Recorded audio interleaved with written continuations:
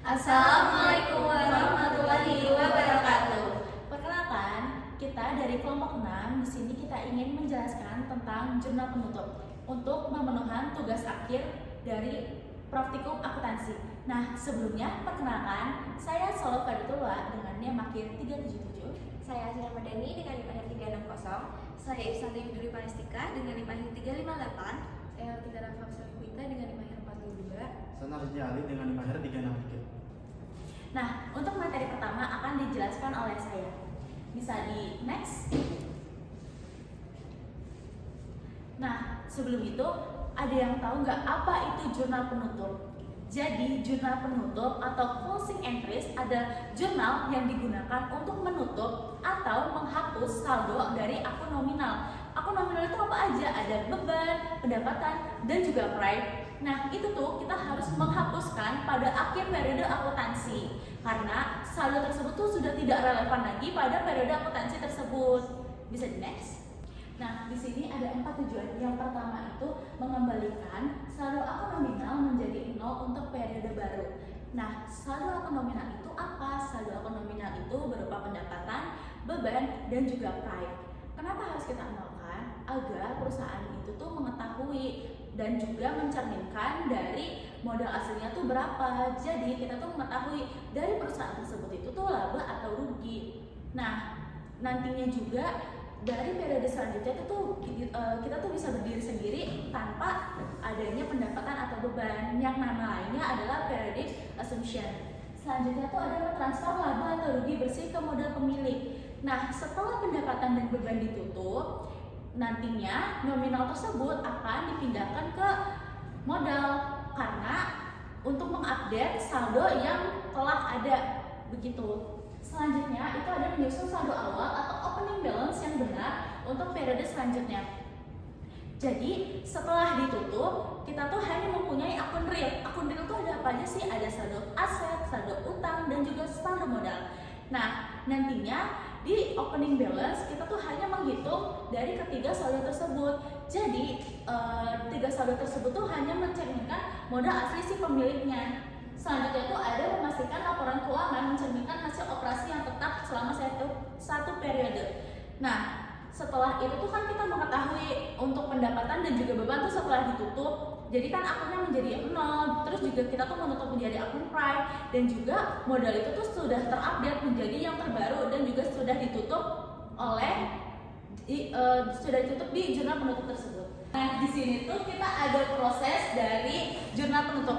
Yang pertama, pastinya tuh ada pencatatan transaksi. Kenapa sih kita harus mencatat? Karena dari awal hingga akhir 31 Desember atau selama satu periode kita tuh mengetahui apa aja yang perusahaan itu tuh lakukan, misalkan pembelian apa aja, penjualan apa aja, terus juga ada kita tuh minjem uang atau ada piutang yang masuk seperti itu. Nah, setelahnya kan kita kan masuk ke buku besar, sudah diklasifikasi. Nah, setelahnya pasti ada jurnal penyesuaian. Kenapa sih jurnal penyesuaian itu penting? Karena jurnal penyesuaian itu menyesuaikan apa yang harus disesuaikan, seperti kayak bangunan, terus juga ada kendaraan, ada sewa gedung, ada beban-beban, itu harus disesuaikan. Dan juga kalau misalkan ada PPN itu juga harus disesuaikan karena setiap periodenya nilai PPN tersebut tuh pasti akan berubah, misalkan kayak persenannya seperti itu. Dan setelahnya tuh kita menghitung neraca saldo setelah penyesuaian. Neraca saldo setelah penyesuaian itu didapat dari neraca saldo sebelum penyesuaian ditambahkan dengan jurnal penyesuaian tersebut. Nah, itu tuh akan menghasilkan neraca saldo setelah penyesuaian. Selanjutnya tuh ada penyusunan laporan keuangan. Penyusunan laporan keuangan ini tuh ada laba rugi, ada ekuitas, dan juga ada opening balance. Nah, dari 4 alur tersebut kita langsung ke jurnal penutup. Jurnal penutup itu bisa kita dapatkan dari akun laba rugi. Nah, selanjutnya baru akan dijelaskan oleh partner saya. Oke, selanjutnya itu ada 4 jurnal yang harus ditutup. Yang pertama itu ada akun pendapatan, ada akun beban, dan juga ada akun ikhtisar laba rugi, dan yang terakhir ada prime. Nah, yang pertama itu yang akan dibahas itu ada pendapatan atau revenue. Nah, pendapatan sendiri itu harus ditutup supaya untuk di periode berikutnya itu tidak ada akun pendapatan yang muncul lagi. Jadi akun pendapatan itu cuma boleh dipakai atau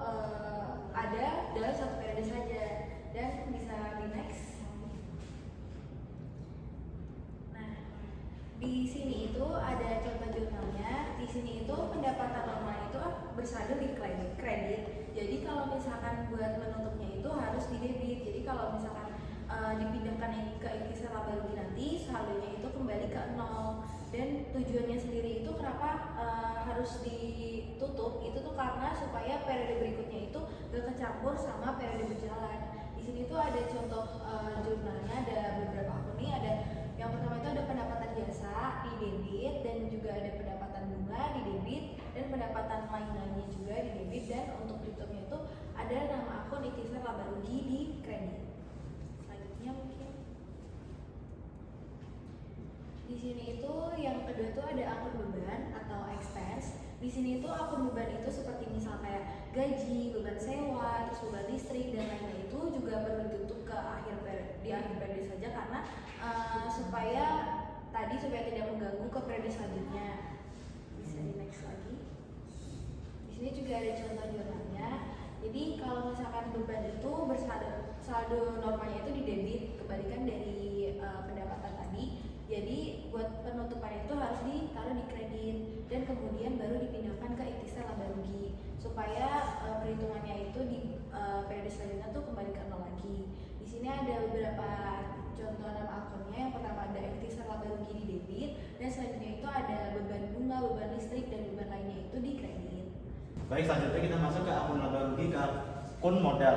Nah, menutup akun ikhtisar laba rugi ke modal adalah langkah untuk memindahkan hasil akhir perusahaan laba atau rugi ke akun modal pemilik agar modal mencerminkan perubahan yang terjadi selama satu periode.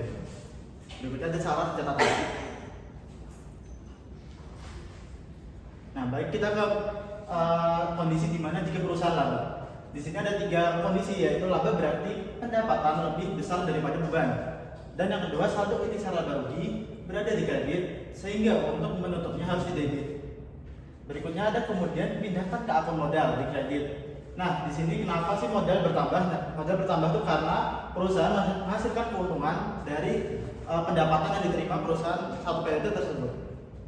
Di sini ada pada tanggal 31 Desember ikhtisar laba rugi berada di debit karena kan perusahaan mengalami keuntungan. Jadi pada pendapatan tertulis di kredit, namun di jurnal penutup dibalik, jadi berada di debit. Dan modal berada di kredit. Berikutnya, jika perusahaan mengalami kerugian. Nah, rugi terjadi saat beban lebih besar dari pendapatan. Saldo ikhtisar laba rugi berada di debit sehingga untuk menutupnya harus di kredit. Kemudian modal dikurangi yang berada di debit. Modal berkurang di sini itu karena perusahaan mengalami kerugian dari satu periode tersebut. Nah, di sini ada contoh. Pada tanggal 31 Desember, modal tuannya berada di debit. Ini karena mengalami kerugian yang awalnya harus ada di kredit, namun dibalik jadi di debit.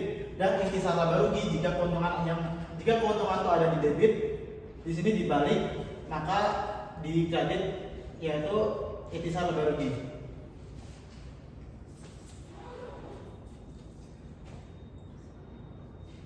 Berikutnya ada prive. Prive adalah akun yang mencatat pengambilan uang atau aset oleh pemilik untuk keperluan pribadi. Karena prive bukan transaksi operasi perusahaan, akun ini tidak boleh mempengaruhi laba rugi. Jadi di sini misalkan seorang tuan pemilik perusahaan mengambil uang untuk keperluan pribadi, jadi tidak boleh mempengaruhi dari keuangan perusahaan tersebut. Di sini ada contohnya sebagai berikut. Akun prive normalnya bersaldo debit karena mengurangi hak pemilik. Untuk menutupnya, prive harus dikredit lalu dipindahkan ke akun modal karena modal pemilik berkurang akibat pengambilan pribadi.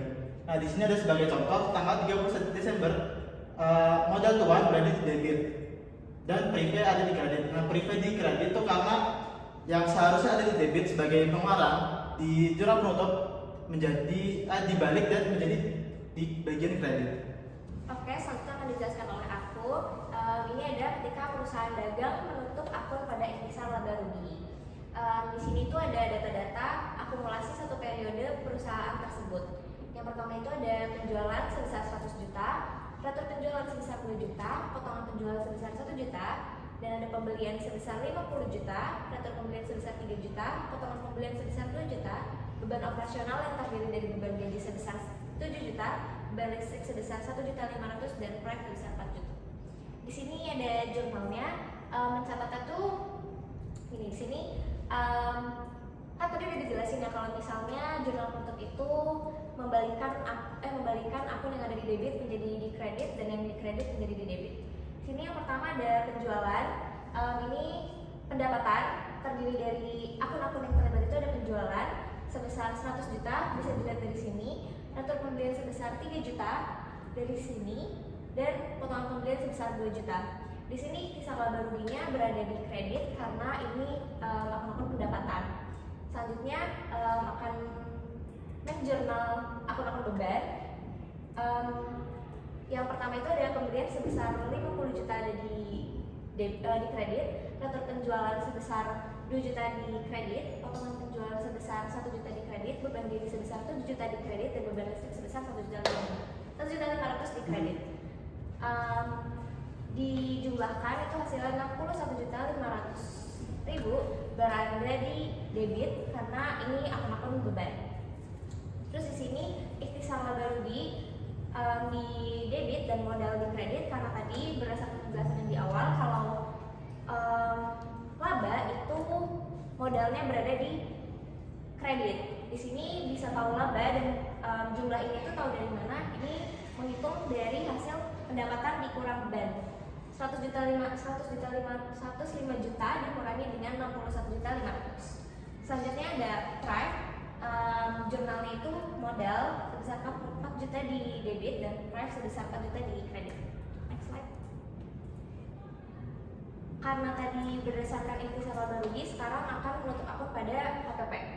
Ini tuh sebenarnya sama aja, cuman beda menutup pada HPP gitu.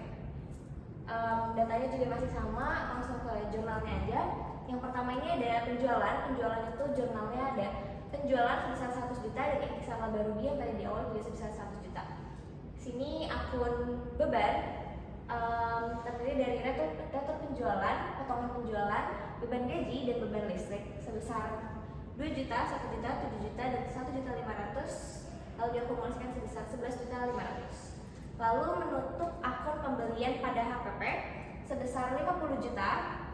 Jurnalnya HPP di debit dan pembelian di kredit. Lalu menutup retur pembelian dan potongan pembelian pada HPP itu juga di debit dan HPP di kredit karena tadi sesuai penjelasan awal itu dibalik. Terus ikhtisar laba rugi sebesar 43.500.000 yang tadi sudah dihitung di awal. Pengurangan dari pendapatan dikurang beban dan modalnya berada di kredit sebesar 43.500.000. Lalu yang terakhir ada modal sebesar 4 juta dan price sebesar 4 juta, itu sama seperti yang awal. Selanjutnya akan dijelaskan oleh rekan saya. Oke, selanjutnya akan saya lanjutkan. Sekarang kita masuk ke persekutuan. Nah, di dalam persekutuan ini memiliki lebih dari satu kepemilikan. Untuk menutup akun pendapatan dan beban itu sama, yang membedakan yaitu pada tahap penutupan akun laba dan price. Nah, untuk laba bersih itu dibagi sesuai dengan total modal yang ditanamkan. Untuk modal A 40%, modal B 35% dan modal C 25%. Nah, untuk mengenalkan akun laba pada untuk mengenalkan saldo laba pada akun ikhtisar laba rugi, kita mendebitkan akun ikhtisar laba rugi. Nah, laba tersebut itu kan menambah modal sehingga kita mengkreditkan modal tiap sekutu. Terus ya begitu juga dengan price, tiap price sekutu itu harus ditutup dengan mengurangkan modal tiap sekutu yang bersangkutan. Nah, di sini ada contoh jurnal di mana pada tanggal 31 Desember kita menutup akun pendapatan, di mana pendapatan di debit sebesar 30 juta, pendapatan jasa di debit sebesar 30 juta, pendapatan sewa di debit 12 juta, pendapatan komisi 8 juta, dan kita tutup dengan akun ikhtisar laba rugi di kredit sebesar 50 juta. Begitu juga di penutupan akun beban pada tanggal 31 Desember Ikhtisar laba rugi di debit sebesar 220 juta dengan mengkreditkan akun beban. Beban di sini ada beban gaji, beban listrik, beban perlengkapan. Nah, ini ditutup di kredit beban gaji 15 juta, beban listrik 4 juta, beban perlengkapan 3 juta. Di menutup akun laba, kita mendebitkan akun ikhtisar laba rugi sebesar 28 juta. Ini tuh didapat dari total modal sekutu, modal A, B, dan C. Nah, nominal 11.200.000 itu didapatkan dari 40% dari modal A, 40% dari 3 juta. Nah, selanjutnya kita ke tahap penutupan price. Nah, itu kita mendebitkan modal tiap sekutu, modal A 3 juta, kreditnya price A 3 juta, dan begitu dengan selanjutnya. Next. Oke, kita lanjut ke perusahaan terbuka atau PT. Nah, di dalam PT ini kita tidak menyinggung langsung akun price dan modal. Kenapa? Karena dalam PT itu kepemilikan antara manajemen dan si pemilik sahamnya itu dipisah. Terus gimana untuk penutup akun labanya? Nah, akun laba itu nanti ditutup ke akun laba ditahan.